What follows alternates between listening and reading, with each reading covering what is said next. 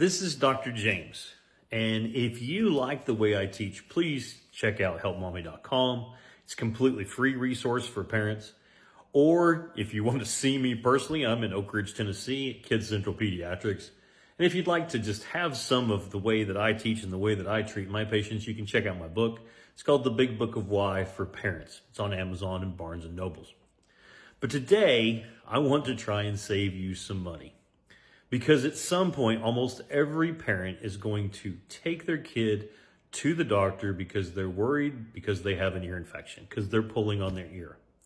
And I want to teach you how to tell the difference between pulling on the ear that's not an ear infection versus one that you legitimately have a concern. The first thing you need to know is almost every ear infection.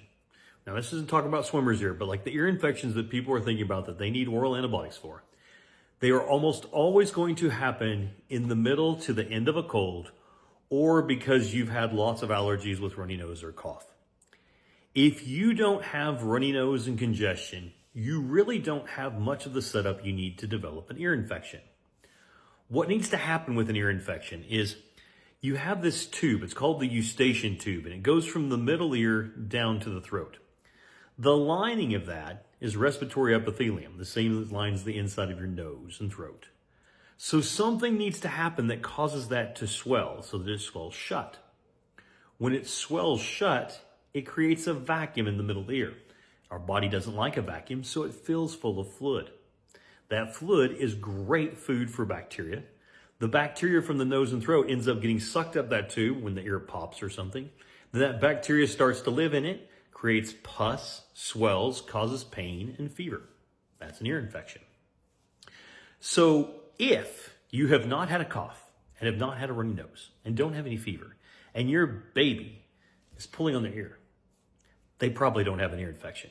You are going to waste your time and your money going to the doctor's office and probably risk exposing your child to other illnesses because this isn't an ear infection. You need that setup to have it. So if they don't have an ear infection, why are they pulling on their ear? When I was in medical school and residency, they taught me the rule of T. See, everything in this area that starts with the letter T can refer pain to your ear. So you could have ear pain because you're teething.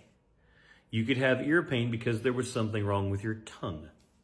You could have ear pain because there was something wrong with your tonsil, your throat, your TMJ, and of course the tympanic membrane or the tube of your ear.